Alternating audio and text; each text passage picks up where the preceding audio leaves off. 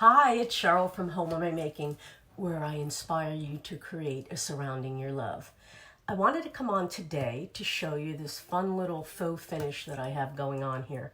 I purchased these canvas squares at Michael's. They came in a set of 6. So with your coupon and your discounts, they are really, really inexpensive. I think they were under $2 a piece for all 6 of them combined, but we tend to buy a lot of stuff at the dollar store thinking it's really inexpensive, but sometimes you can get deals at other stores. So as you hop on, let me know where you're watching from, and if you look at that notification button at the bottom of the screen, if you hit on that, it will notify you every time I go live. I usually do try to alert you when I go live, but in these trying times, I'm just going live anytime I can. So let me get you so I can see comments, and I'll start with the project in a second. As I said, as you hop on, let me know where you're watching from. Okay, so what I'm going to do is I'm going to start with a canvas board. And the first thing I'm going to do is paint it white with a chalk-based paint. I already did that for the sake of time. It's already painted white. But just so you know, I do use a Maker Studio brand chalk-based paint, and my favorite color in their line is Blessed. That's their white version of it. So what I'm going to do is I'm going to make this look like a distressed planked board. Hi, Lisa, all the way from Pennsylvania. So, welcome. So here's how I started out. I do have a tutorial up in the videos section on faux shiplap, but this is a little bit different. So what I do is, like I said, I started with a piece of canvas, and you could do this on anything. You could do it on wood or canvas or any surface. So, hi, Joni, how are you? So paint the bottom white with a chalk-based paint, and then I'm going to take a ruler and I'm going to use a Sharpie marker in like a gray color, and I'm going to draw lines down here. I don't really measure, but if you feel inclined to measure, measure the length of your board, divide it by 2, and that'll tell you how many planks you want. But I know about how far I want them spread apart, so I'm not really concerned about the being perfect. And when I do this line, I try not to press down too hard. Doesn't have to be perfect again. The funny thing about doing it down, I can't see it. Let me see. There you go. And then I'm going to spread them again. That's about how wide I want my planks to look. Again, don't press too hard on this, and if it skips like that, that's perfectly fine. It'd be a lot easier if the board was as long as my ruler, but it's not. Hi, Michelle, how are you? So if you're just tuning in, I took a piece of canvas and painted it with white chalk paint because I'm going to make a faux distress look plank board. So what I'm doing now is I already have the board painted in a chalk-based paint in white, and I took a gray Sharpie marker, and I'm going to be drawing lines. Again, I was telling everybody that was on already, don't press too hard so it doesn't look that dramatic. I don't measure, but if you feel the need to, measure your board and then how wide you want your planks and divide it by 2. So basically that's what I'm going to start with. Again, I'm not concerned. Michelle, you sprinkled. Thank you. Thank you. Julie, you sprinkled too. I really appreciate it, guys. That's what keeps us going. In this time, this thing that's going on, it's really important that we have this community where hopefully this gives you a little bit of reprieve from what's going on out there. For me, crafting has always done that. So here's how it looks so far. Again, chalk-based paint on the bottom. Then I did a gray Sharpie marker to make my planks. The next thing I'm going to do is I'm going to take a little dish and I'm going to take a dark gray paint. This one is a Maker Studio Bold Prayers. Again, you could vary this if you wanted to use a black marker or you wanted to use black paint. I think it's going to look black-ish anyway, so I don't want it to be really contrast, and you'll understand what I mean in a second. Probably need more. Let me just put that on there. This is definitely easier to put it in a plate, and you'll see why in a second. So what I do is I take this type of brush. I don't even know what it's called, but I did get these at Michael's in a pack with all this kind. Now the reason why I like these is it makes a pretty much of a wide, depending on which width you use, stroke. And so that can emulate one plank without me doing little markings. So since I've made them this wide, I'm going to use the bigger brush. If I made my planking small, I would use the smaller brush because I want the strokes to go there. So what I'm going to do first, just because I made that line like that, I'm just going to take a little white on my brush and I'm just going to go down this stripe where I put my, not covering it all, just blurring the line a little bit with the white. I don't want to do away with the line. I just want to make it look a little bit more faded. Because remember, this is supposed to look like a planked board and not a board that was made out of a Sharpie marker. So I'm going to do that. Again, you could skip some of it so it doesn't look, I don't know if you could see these three versus the ones on this side. It makes it a little bit more less obvious that it was a Sharpie marker. And especially if you have lines where you had to stop and start, your best thing is to cover it with the white. It'll just make it a little bit more less obvious, like I said. So that's the first thing I wanted to do. So there you go. I don't know if you could see how it skips every now and then. But the next thing I'm going to do with the same brush, I'm going to take some of the darker color and I'm going to just tip my tip of the brush. And I'm going to offload it as much as I can. You're better to have less on it at this point than more. You can always go back.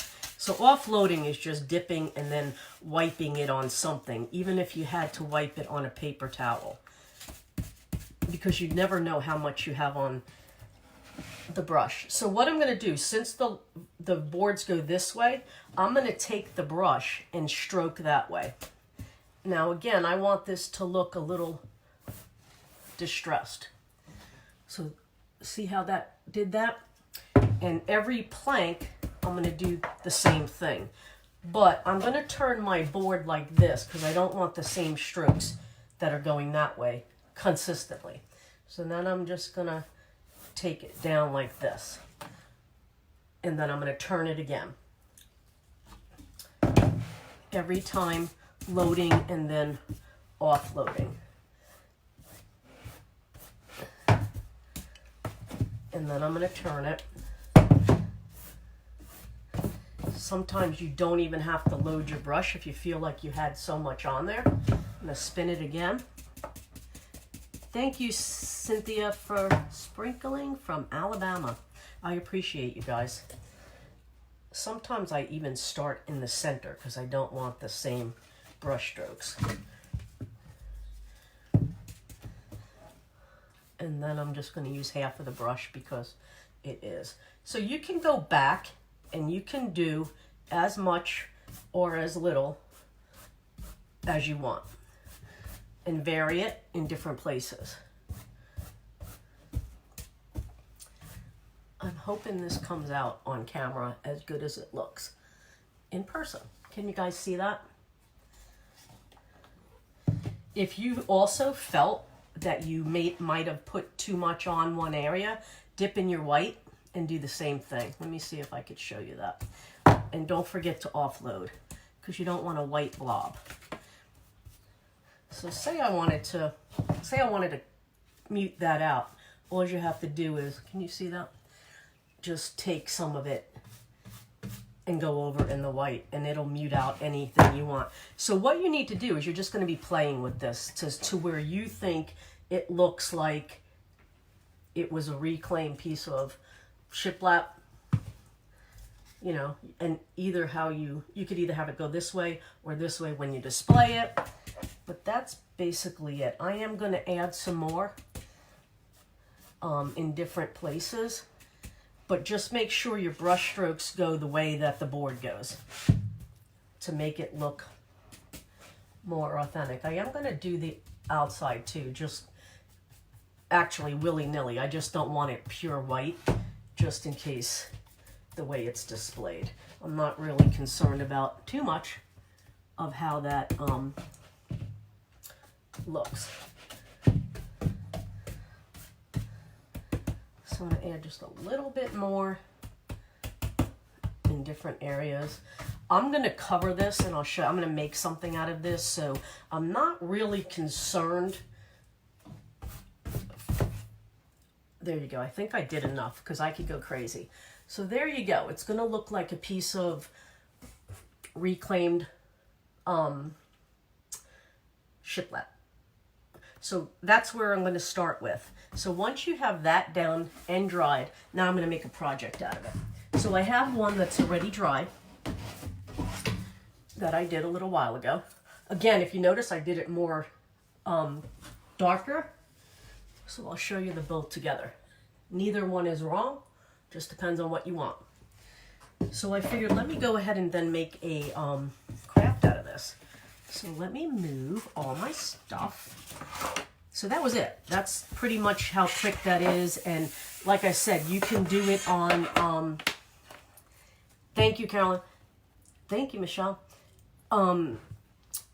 You can do it on any piece of wood, canvas, or whatever. I would scale down your slats. The bigger the piece, the wider the slats. The smaller the piece, the more close to the slats.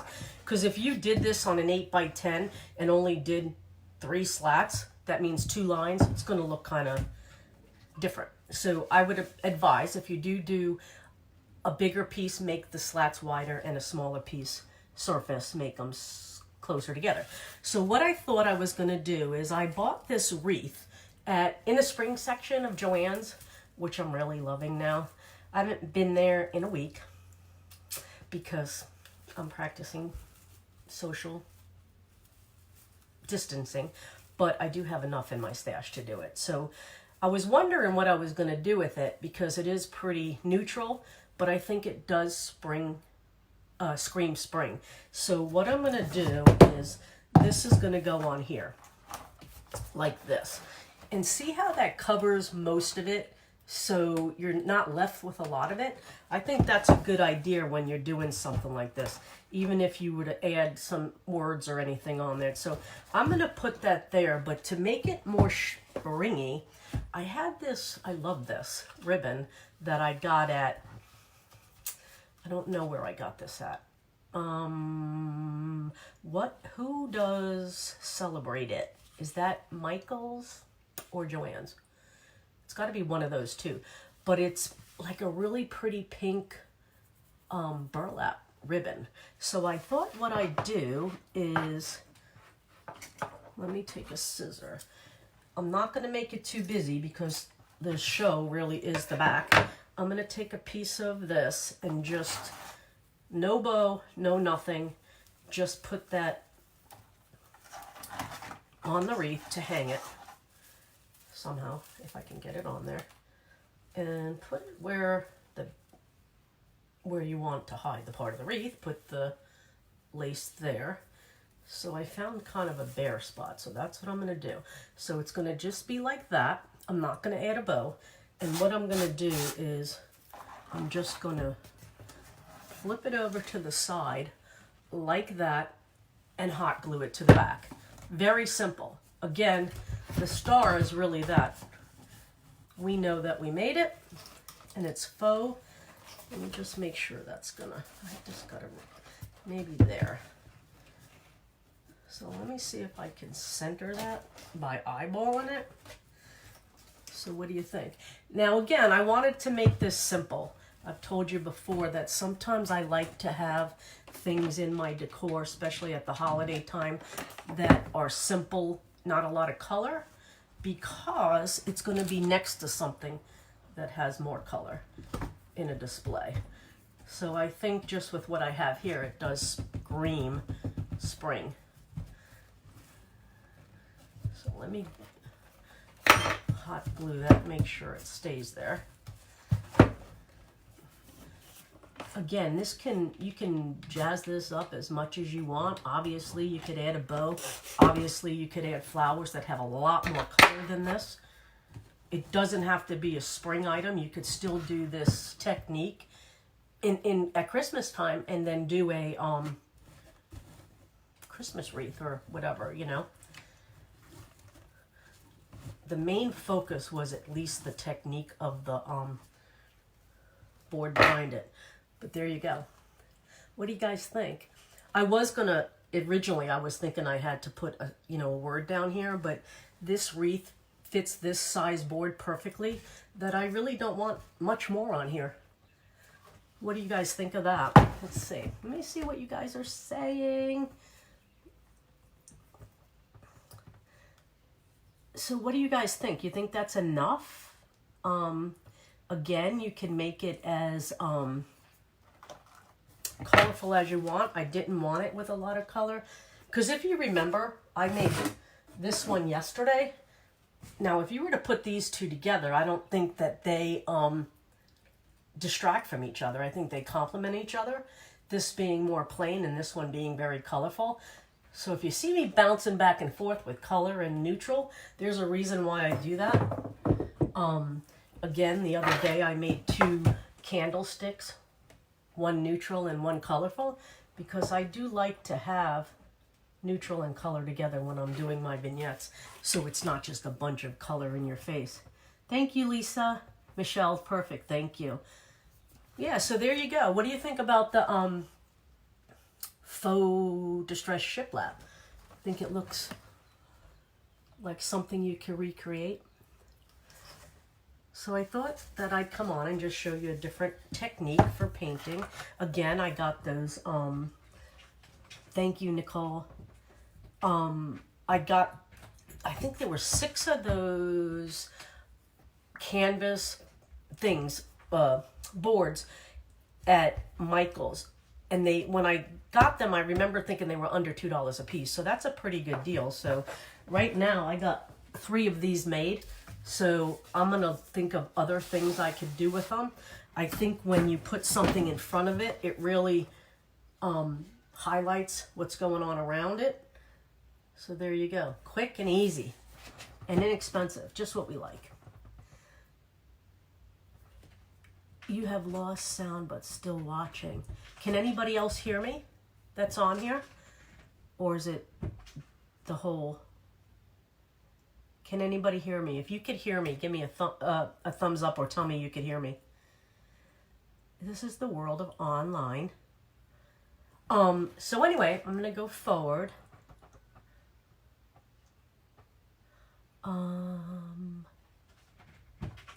Oh yeah, Joni, my felt succulents. So let me let her out. My cat needs to get out. You're right. I think I'm going to do something with that now that you say it. So... Good idea, Joni. Oh, Bobby, you can hear me. Thank you. Thank you. So I appreciate you guys watching. Let me know if you guys try this and leave a picture in the comments. Just so you know, if you want to catch me live and get a notification, you could click that button that says live notifications. And Nicole, you can hear me good. Bobby can hear me. Kay can hear me. Thank you, thank you, thank you. If you didn't catch the whole thing, watch and replay, and you'll see how I made the faux shiplap distressed board in the back out of canvas. And again, this is just an idea. Make it your own. I just want to inspire you to hope, be creative. And again, if you want to receive notifications of when I go live, which is going to be a lot in the next few weeks, and I'll warn you some of the times. I didn't warn you today, sorry. But you can hit the notification button. If you haven't already liked and followed my page, please do that. That's what keeps us online. Thank you. And if you know anybody that would like to see something like this, to their page, and I really appreciate you guys. So I hope this inspired you. What do you think? Again, you could have different variables. Even if you just did a more vibrant ribbon, it would take on a whole new look. So there you go. Thank you guys for watching, and I'll see you later. Bye-bye.